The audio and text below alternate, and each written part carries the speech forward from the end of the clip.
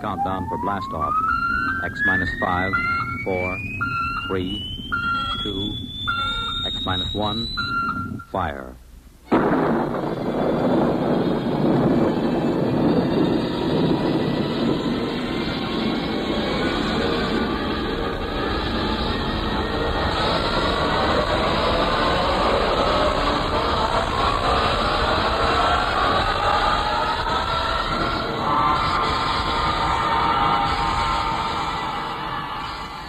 From the far horizons of the unknown come tales of new dimensions in time and space. These are stories of the future, adventures in which you'll live in a million, could be years, on 1,000 maybe worlds. The National Broadcasting Company, in cooperation with Galaxy Science Fiction Magazine, presents X minus 1.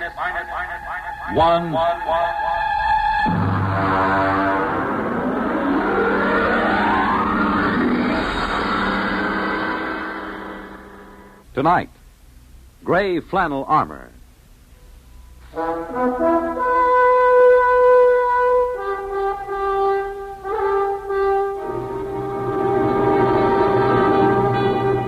Now, X minus 1 and part 1 of Gray Flannel Armor. My name is Thomas Hanley, and my case history is of particular interest to anthropologists, sociologists, and students of the bizarre. In its humble way, it serves as an example of one of the more obscure mating customs of the late 20th century. To begin with, I owned several gray flannel suits and many slim neckties with regimental stripes. Millions of us roam the streets of our great cities, footsteps firm and hurried, eyes front, voices lowered, dressed to the point of invisibility. But inside, I fairly seethed with romantic ideas, of swinging cutlasses, of beautiful damsels, their hair shimmering in the moonlight. In short, let's face it, I was a romanticist. But romance is a commodity difficult to come by in the great cities. Life is too impersonal, too busy, too standardized. This particular Friday night, I returned from my office to my one-room apartment and prepared to face another long, dull weekend. Then the doorbell rang.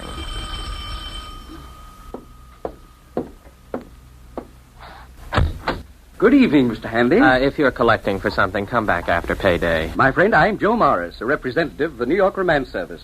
Main offices in the Empire State Building and branches in all 5 boroughs, Westchester and New Jersey. You must have the wrong party. Oh, no, Mr. Hanley. We're out to serve lonely people. And that means you. Don't deny it now.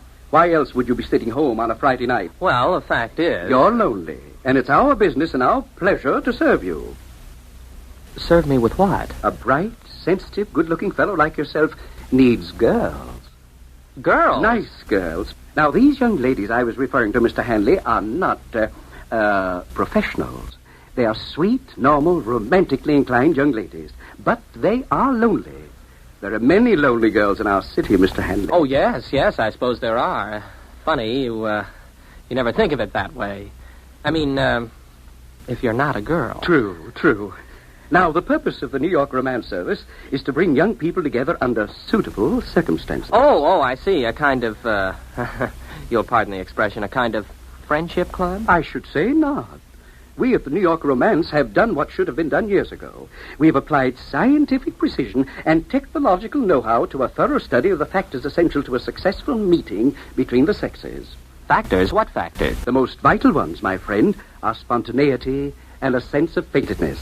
Oh, well, spontaneity and fate are contradictory terms. Certainly.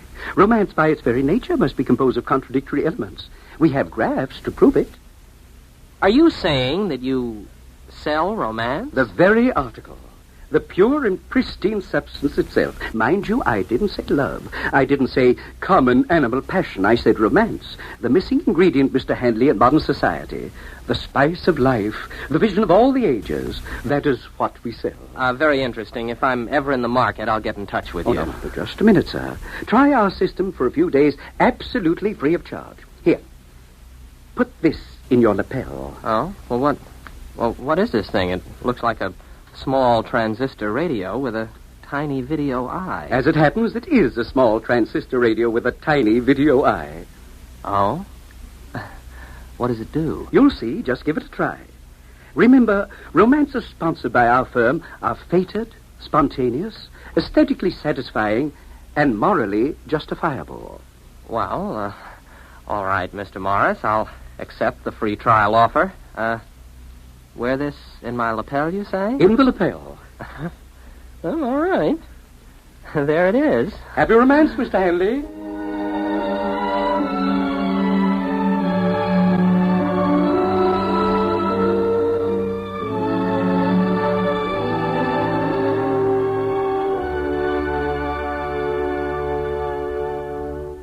You're listening to The Gray Flannel Armor, tonight's attraction on X-1.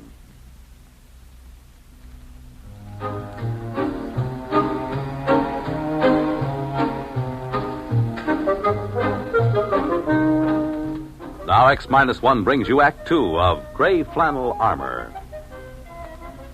After Joe Morris left me, I took off my gray flannel jacket and examined the small device attached to my lapel. It had no knobs or controls. It didn't seem to do anything at all. I shrugged, put my jacket on again, tightened the Windsor knot in my tie, and went for a walk. It was a clear, cool night. Like most nights in my life, it was a perfect time for romance. Around me lay the city, infinite in its possibilities and rich in its promise. But it was devoid of fulfillment. Nothing ever happened. I passed lighted apartment buildings and thought of the women behind the high blank windows, looking down and seeing a lonely walker on the dark streets. Wondering about me, maybe, as I was wondering about them. Nice to be on the roof of a building, to look down on the city. Huh? Who said that? I wonder... Oh, sure. This transistor thing. Hey, what was that you said about a roof? Oh, I guess it isn't two-way. Well, it's not a bad idea, though. Would be kind of pleasant to look down on the city lights. No. Not that one. Well, what's wrong? Oh, sure. Wrong building. You mean this one over here? Oh, no answer again. Well, it must be the right one this time. At least I hope so.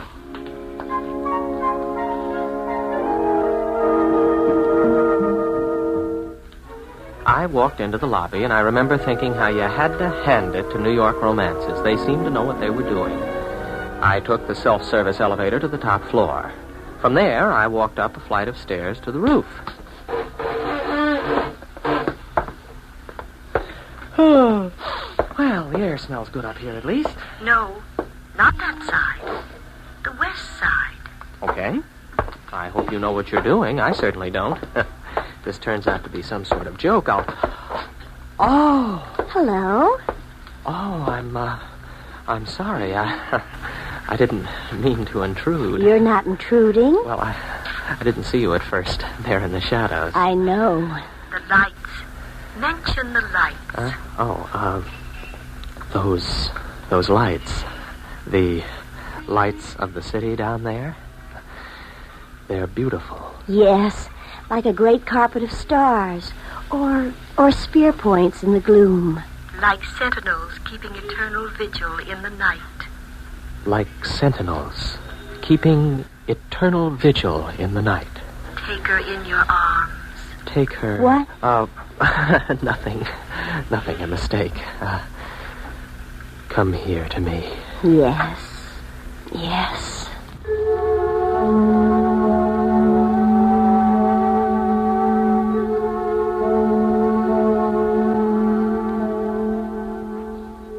As she was melting in my arms, I caught sight of the small transistor set pinned to her shoulder strap. The one exactly like the one in my lapel. You can't help feeling a little odd about a romantic meeting set up and sponsored by transistor radios. I could visualize 1 million young men in gray flannel suits roaming the streets in response to barely heard commands from 1 million tiny radios. I tried to forget my doubts. The next night, I took another walk and found myself in a slum section of the city. I decided I'd made a mistake and started to turn around. Why not walk on? You want me to walk down this alley? Oh, well. Help! Oh, good night. 2 muggers after a girl. I better look for a policeman. Why do that? You can handle them.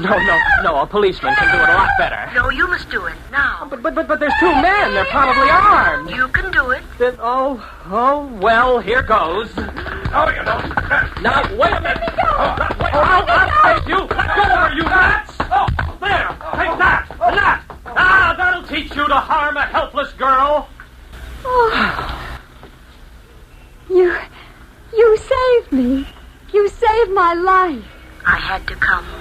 I had to come. Yes, I know. Take her in your arms. Yes, I know.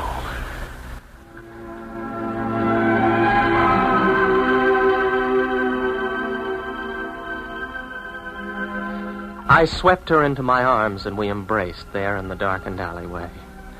As I held her close, my cheek brushed a shining jewel in her raven black hair. I had to look twice to recognize it, but sure enough, it was a tiny transistor receiver just like mine.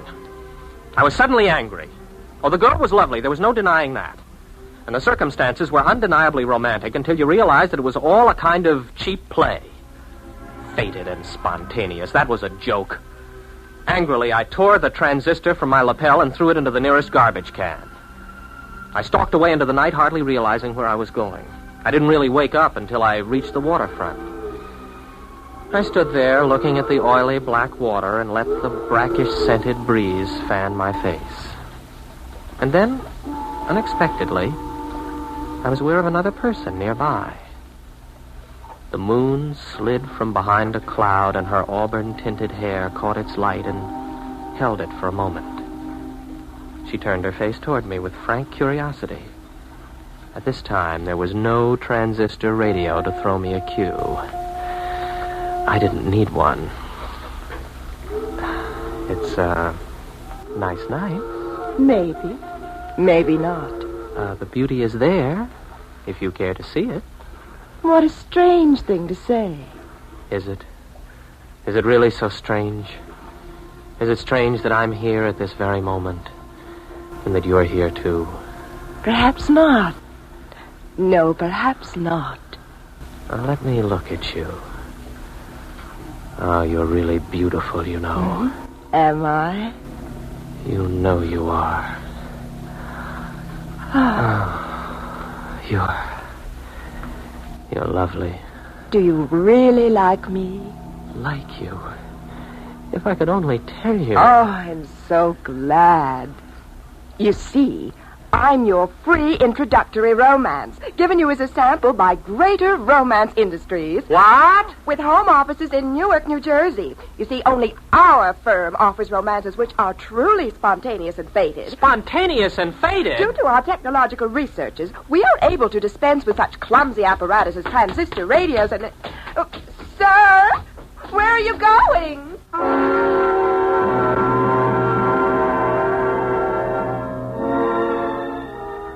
I was sick and disgusted.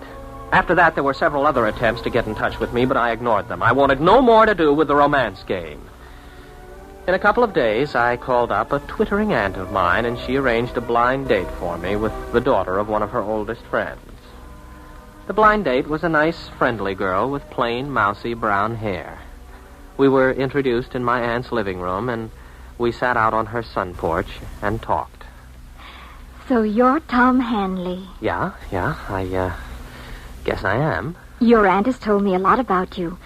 You work in advertising, don't you? Yes, that's right. Madison Avenue. Oh, I think that's thrilling. Advertising, I mean. It's such an interesting field. Well, we like to think so. Yes, I imagine you do all right. Seems like, it's warmer this evening, doesn't it? Yes, it is. Although I don't mind the cooler weather so much. Lots of people complain about it, but I don't mind. Well, I don't either, I guess. As long as you're dressed for it. Yes, I suppose that's the secret. Oh, I was just thinking, do you like bowling? Oh, I don't know. I've never bowled. Oh. Do you like tennis? I'm crazy about tennis. Well, tennis is all right. Yeah. I guess you could say tennis is fine. I'm crazy about it.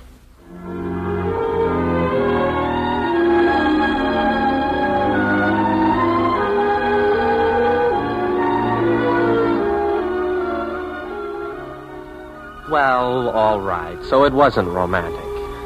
At least it wasn't at first. But there must have been something about it. We began to hit it off, and we had more dates, and one thing led to another, and the first thing you know, darned if we didn't get married. Yes, that's the story of my courtship. Of course, it isn't the whole story. At least, if you're making a case history, you have to know the important things. And to my mind, one of the most important of all happened after we were married. We bought a nice little house out near my aunt's and settled down in it. Then, one Saturday morning, I was out cutting the lawn. Hi there. Huh? Did you say something? I said hi. Don't you remember me? Joe Morris. Oh, sure. New York romances. Well, I'm sorry, Mr. Morris, but you better take me off the list. I'm married now. Certainly. I know all about it. Congratulations. Oh, thanks. I mean, I know all about the way it happened. Introduced by your aunt, talking on the sun porch. Corny, old-fashioned stuff. And now, don't get me wrong. I'm not knocking it. Quite the contrary. Do you know what we down at New York romances call this? No, what? Hanley's Mode. We studied you.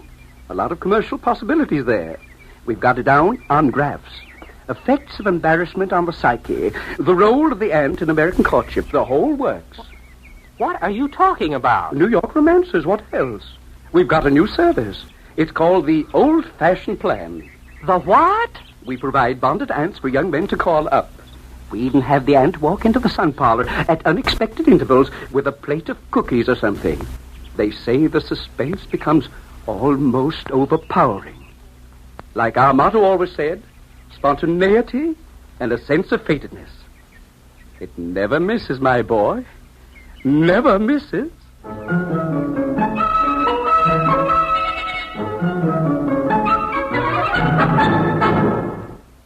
Fred Collins again, and I'll have another word about X-1 in a moment. You have just heard X-1 presented by the National Broadcasting Company in cooperation with Galaxy Science Fiction Magazine, which this month features The Repairman by Harry Harrison. Being an interstellar troubleshooter wouldn't be so bad if only you could shoot the trouble. Galaxy Magazine on your newsstand today. X-1 has brought you Gray Flannel Armor, a story from the pages of Galaxy written by Finn O'Donovan and adapted for radio by William Welch. Featured in our cast were William Redfield as Thomas Hanley and Guy Repp as Joe Morris. Others in our cast were Abby Lewis, Pat Hosley, Hetty Galen, Freddie Chandler, and Helen Gerald. This is Fred Collins speaking. This broadcast concludes this series of X-1. We sincerely hope you enjoyed it. X-1 was directed by George Voutsas and is an NBC Radio Network production.